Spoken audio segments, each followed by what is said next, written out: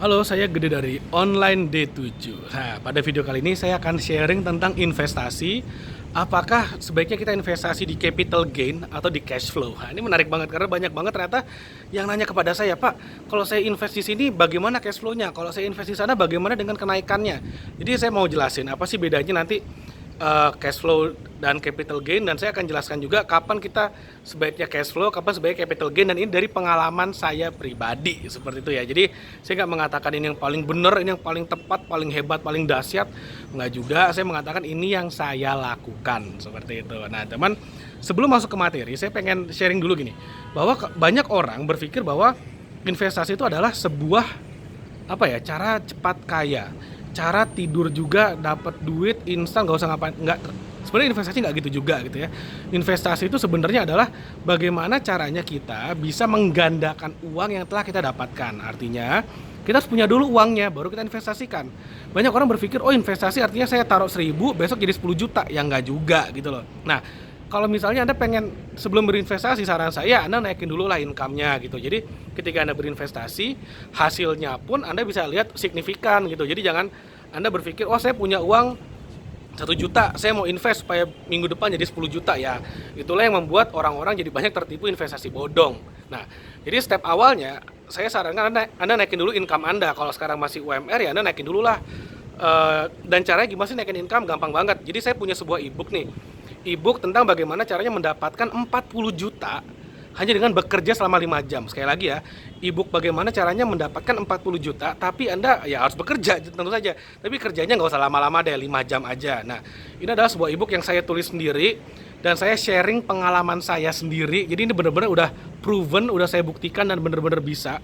Dan Anda bisa dapetin e-booknya gratis. Jadi ada linknya ya di bawah video ini. Ada linknya di bagian description video. 40 juta dalam 5 jam Anda bisa download gratis. Sekali lagi Anda download gratis.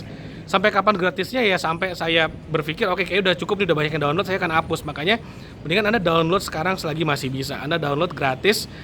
Bagaimana caranya step by step mendapatkan 40 juta padahal bekerja hanya 5 jam saja. Oke, balik ke topik utama kita pada video kali ini, yaitu tentang berinvestasi. Jadi ada yang nanya di Instagram.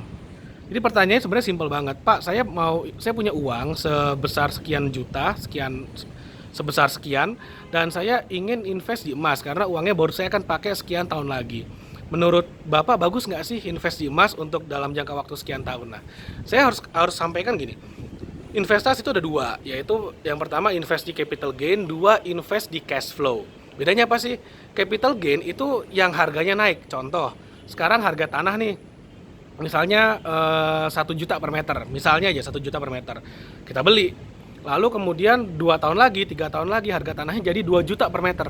Artinya capital gainnya 1 juta per meter dalam waktu sekian tahun. Atau 100% dari 1 juta ke 2 juta dalam waktu 3 tahun misalnya. Seperti itu. Jadi per tahunnya tinggal dibagi aja berapa persen per tahun. Nah, itu contohnya capital gain. Nah, kalau cash flow itu gini, ibarat bayangin kita punya tanah yang sama, punya tanah tapi kita sewain tanahnya. Nah, tanahnya kita sewain misalnya nih 1 juta per bulan misalnya aja contohnya. Jadi artinya setiap bulan kita dapat sejuta setiap bulan. Nah, itu artinya apa? Ada cash flow. Harganya naik atau enggak bodo amat karena ada cash flow-nya, seperti itu. Sedangkan kalau yang pertama ya bodo amat ada cash flow-nya atau enggak, yang penting harganya naik. Nah, artinya apa? Sekarang tergantung kita, kebutuhan kita apa nih? Apakah kita ingin punya cash setiap bulan atau setiap minggu, atau mungkin ya pokoknya dalam time frame yang Anda inginkan. Apakah Anda ingin cash masuk, cash in, ada uang masuk ke rekening Anda yang bisa Anda belanjain, atau Anda lebih mengharapkan kenaikan harganya aja? Anda beli murah jual mahal, beli murah jual mahal, itu cash, itu namanya capital gain. Kalau kita main saham misalnya, kita misalnya trading saham atau kita invest di saham, jadi ada dua macam juga. Kalau kita beli saham, kita beli murah jual mahal, itu artinya capital gain. Tapi kalau misalnya sahamnya kita pegang dan kita dapat dividen setiap tahun atau setiap kuartal atau setiap semester, itu namanya kita mendapatkan cash flow. Cash flow, jadi gini, bayangin kita punya bebek bertelur emas. Telur emasnya itu adalah cash flow-nya. Bebeknya dari awalnya kecil jadi besar, nah itu adalah capital gain-nya. Nah, capital gain sekali kita jual, misal kita punya tanah harganya naik nih, kita jual tanahnya, selesai capital gain-nya nggak akan ada lagi. Bahkan sekarang misalnya kita jual tanah harga 1 miliar. kita jual sekarang, langsung mau kita beli lagi di harga 1 miliar, nggak akan bisa. Pasti harganya udah dinaikin dong sama yang beli, karena dia mau cuan kan, dia pasti nyari untung seperti itu. Nah itulah capital gain. Sedangkan kalau cash flow, ya udah kita diemin aja barangnya, dia akan ngasilin uang lagi terus menerus selama barangnya kita pegang. Jadi gini, bebek petelur emas menghasilkan telur terus selama bebeknya nggak kita sembelih, nggak kayak gitu. Jadi sekarang kembali lagi pada Anda, yang Anda butuhkan apa? Banyak orang itu yang penting adalah capital gain-nya. Dia taruh, diam dan lupain, nanti di masa depan ketika udah jadi gede banget baru dia jual semua, blast, nggak apa-apa. Dari dia jual, misalnya gini, ada orang yang beli tanah pelan-pelan, beli tanah, harganya sekarang mungkin 100.000 per meter, nanti ketika udah 2 juta per meter dia jual semuanya, dapat uang banyak, dia invest, dia menghasilkan cash flow. Bisa juga, karena cash flow itu bukan sesuatu yang kita invest kecil dapat uang cash flow gede, nggak ada yang kayak gitu ya. Jadi yang ada adalah kita taruh uang besar, nanti cash flow jadi kecil. Tapi kalau kita taruhnya sangat besar sekali, ya cash flow jadi gede juga, cukup untuk membiayai gaya hidup kita. Jadi prinsipnya seperti itu. Jadi Anda bedakan. Nah kalau emas gimana? Kalau emas itu pertama nggak ada cash flow-nya, karena kita beli emas, kita taruh di brankas gitu ya, di rumah atau di bank, ya udah dia nggak akan jadi apa-apa, nggak akan ngasilin kita cash, sama sekali nggak ada. Dan capital gain pun sebenarnya nggak banyak, karena emas itu lebih kepada fungsinya menjaga kekayaan kita, bukan membuat kita tambah kaya. Jadi itu harus dibedakan dulu. Dan kalau misalnya kita udah paham aturan mainnya, itu enak banget.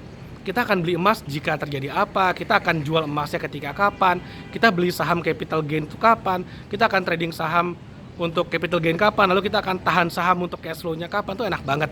Jadi kita harus paham dulu kondisi kita seperti apa, risk profile kita bagaimana, goal kita apa, baru kita bikin strateginya, baru kita eksekusi strateginya seperti itu. Nah, contoh misalnya menghasilkan cash flow itu apa aja sih? Tadi saya bilang saham yang ada capital gain-nya, saham yang ada dividennya. Dividennya itu adalah cash flow-nya. Kita beli properti, rumah misalnya disewakan, dijadikan kos-kosan. Atau misalnya bisa juga menggunakan yang namanya software trading forex atau pilot. Yes, trading forex dia beli murah, jual mahal. Itu dia melakukan secara otomatis. Artinya apa? Ada capital gain di sana yang dia dapatkan profitnya, tapi yang kita dapatkan adalah cash flow-nya, karena dia profit kita ambil profitnya, dia profit kita ambil profitnya, sehingga terjadi yang namanya cash flow seperti itu. Ini menarik banget gabungan antara capital gain dengan cash flow seperti itu. Nah, jadi mungkin itu yang bisa saya share dalam video kali ini. Jadi kalau misalnya Anda ingin tahu misalnya tentang robot trading atau pilotnya, ya silakan Anda lihat, ada kontaknya di bawah, ada link juga di bawah, silakan Anda klik aja untuk informasi lebih lengkap lagi. Boleh dong promosi dikit ya, habis sharing seperti itu. Nah oke, jadi kalau misalnya Anda merasa video ini bermanfaat, silakan Anda like videonya, dan jangan lupa Anda share video ini kepada teman-teman Anda, karena saya yakin banget banyak banget yang akan mendapatkan manfaat dari video ini. Dan jangan lupa Anda subscribe channel D7 TV, karena saya akan sharing terus tentang tips jurus strategi membuat Anda semakin cerdas lagi secara finansial. Oke, thank you dan sampai ketemu lagi di video berikutnya.